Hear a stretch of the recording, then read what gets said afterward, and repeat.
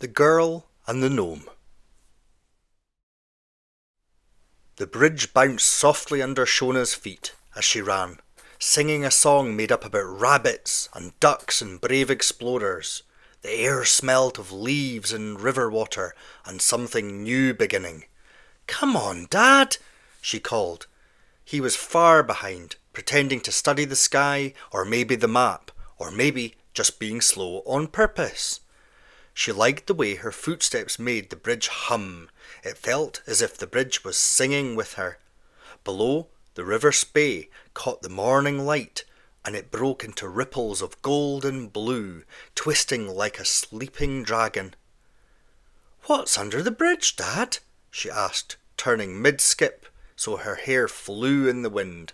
"Let's go see," he said, and together they followed the little path that curled down towards the water. Under the bridge it was quiet, and the breeze swirled like a whisper. The air smelt of wet leaves and rusty nails. "Hey, look," said Shona, pointing to a narrow path below. It followed the water where a small stream ran across the stones. In the brook were 5 big rocks, sitting in a row like stepping stones, or maybe like giants having a meeting. "Perfect for crossing," she said, and before Dad could answer, she hopped onto the first one. 1, 2, 3, 4. Shona started to fall. As her foot landed on the 5th stone, it seemed to grumble. It wasn't a splashy sort of noise, more like a deep, sleepy grant that came from under her boots. The stone gave a tiny shiver, then settled again, just enough to keep her from falling in. Dad, of course, didn't notice. He was staring at the water. Shona blinked. "Weird," she whispered, and stepped back carefully, eyes fixed on the stone that had saved her from a soaking. On the way home, Shona said, "I like that funny stone. I wish I could see it again." That evening, the river grew quiet. Then, something moved. It was the strange stone. He was a gnome, though not like the garden kind with a red hat and beard. He was a river gnome, round and mossy, shaped by years of water and light. To most people, he looked like a stone, but he wasn't. Not really. When the little girl had stepped on his head, she'd woken something deep inside him, a tickle of laughter he hadn't felt in a very long time. He stood up slowly, roots creaking into legs, arms stretching out like branches after a storm. The sound was all groans and crackles, and a very big yawn. "Oh," said the gnome, rolling his shoulders, "that feels better."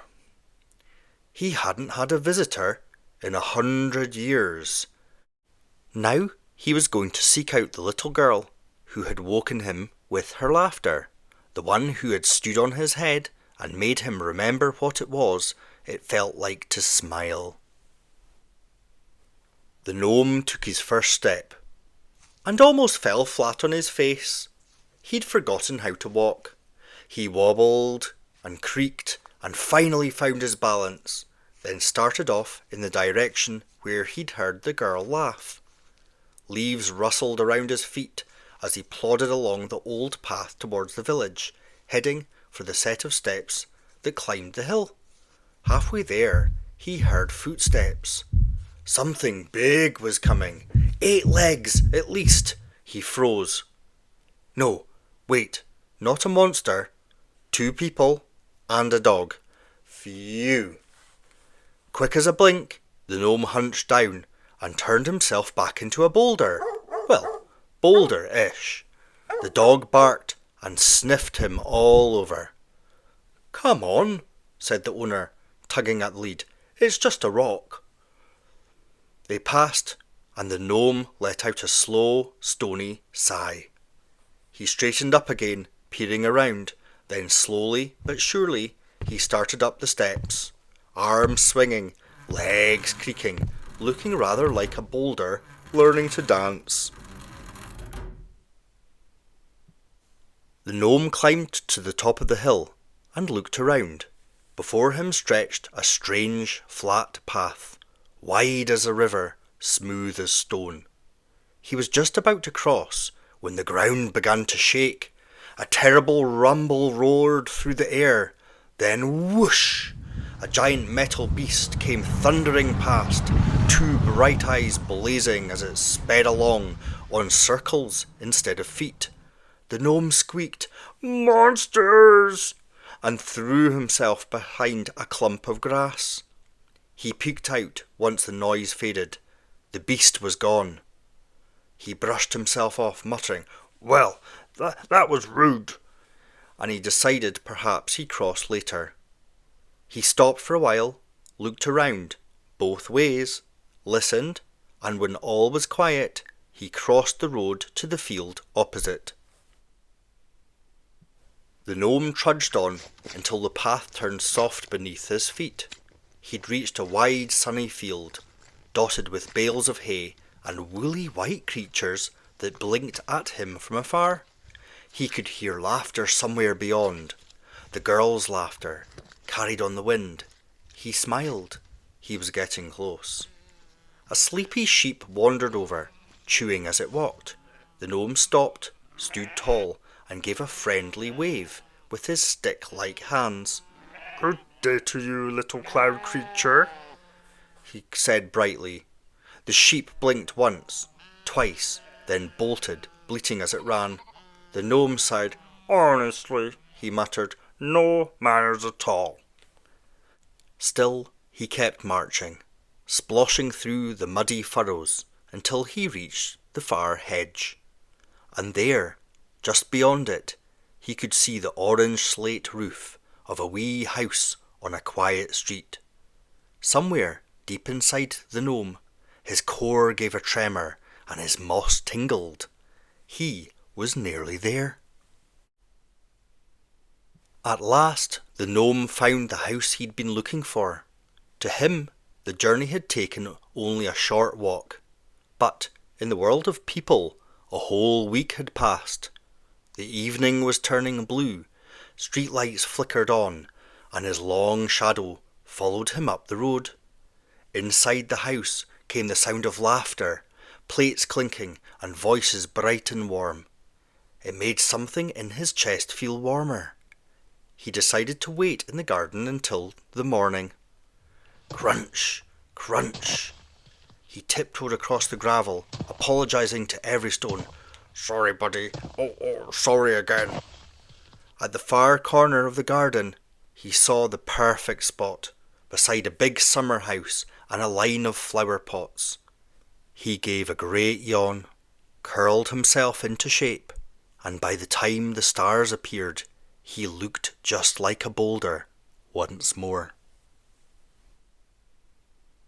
Shona woke the next morning and had snuggles with Mum, kind, warm and happy. After Sunday breakfast, she got ready for the day. Outside, the garden smelled of dew from the grass and toast from the kitchen. While Mum got ready, Shona went out to play. That's when she saw it, a big stone in the garden. Not just any stone, the funny stone. She ran across the grass. "Grant!" she called, copying the sound she remembered from the bridge. The gnome opened one eye, puzzled. He'd never had a name before. The name echoed within him, gentle as rain on old earth. Before he could say a word, Shona hugged him tight. He was warm, and for the first time in 100 years, he was truly happy to his core. In the weeks that followed, Shona and Grant got up to all sorts of capers together. Mum asked Dad to fetch some noodles from the pantry, but Shona ran outside first. Grant bent down low, and Shona climbed right up on his head. Together they reached the very top shelf. Shona came back inside, holding noodles high like treasure. Dad looked out the window. "Oh, look at that mess! Leaves all over the grass," he said with a sigh. When he went back inside, Grant quietly helped. He swept the garden clean with his long, gentle arms. Later, Grant spotted one of his favourite creatures, a tiny brown mouse. He helped it scurry past the big tortoise-shell cat back to the safety of the tall grass. The cat blinked and wondered where her game had gone. That afternoon, Shona wanted to draw with chalk on the patio. Mum and Dad were too busy, so Grant knelt beside her, and together they filled the stones with colour, a sun, a flower, and a funny green shape that looked a lot like him. After all the leaves had fallen, and the frost began to creep along the path, ice started to form around Grant's legs when he sat still overnight. But this time he didn't mind. He felt something special. He felt like he was home. One night he felt a tiny tremor, a worm wriggling under a pot. "Surely he'll freeze," thought Grant. So he crept into motion and gently moved the pots closer to the shed where the soil stayed warmest.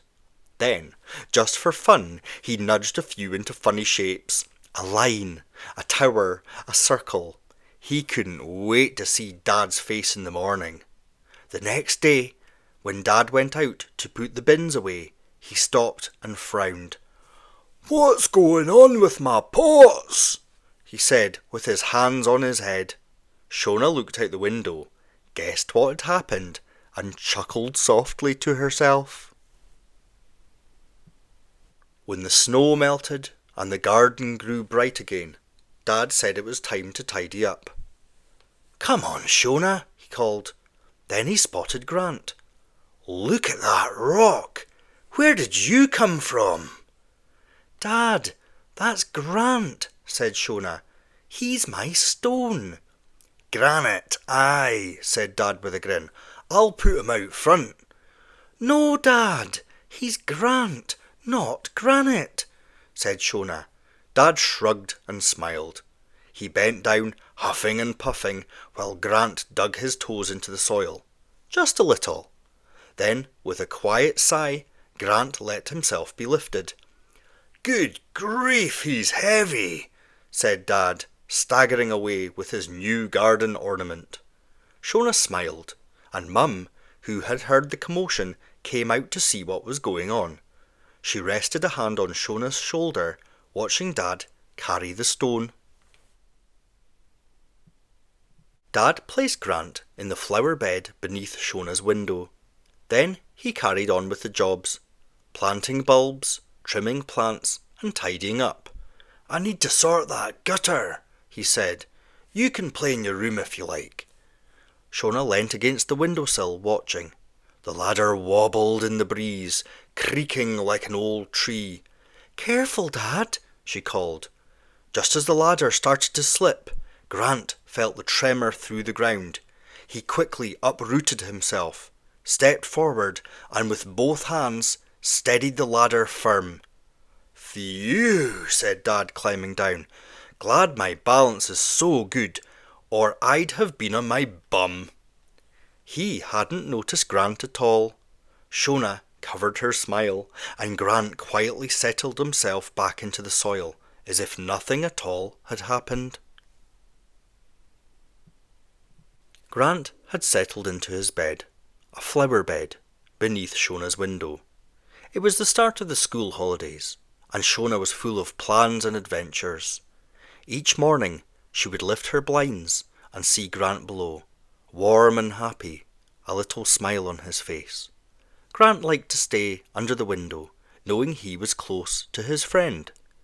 One sunny morning, Shona leant out and said, "Hello, Grant." He kept his smile and blinked his stony eyes to say hello back. At night, Grant listened to the laughter inside the house, feeling it hum through the ground. He stood in the moonlight, calm and still, keeping watch, and Shona slept sound. When the summer holidays ended, Shona put her red tartan uniform on again, ready for the new school year. Each morning she waved from the window before walking with Mum or Dad to catch the school bus. Grant stayed where he was, warm in the sunlight, the flowers growing around him like a soft green dressing gown. He didn't feel lonely. He liked the sound of the garden, the bees in the lavender, the ants and ladybirds at work, and the faint whisper of Shona's voice when she said bye each morning. One afternoon, a butterfly drifted down and rested on his head. Grant stayed perfectly still, and for a long, quiet moment, everything seemed at peace. Winter came again, and Grant stood steady after all the plants had gone. He wore a little hat of snow, and it made Shona giggle. Grant listened, feeling the giggle of his friend somewhere deep inside, a warmth that never left him. When he blinked, whole days would pass. His smile became part of the rock. One frosty morning, Shona wrapped a scarf around his neck.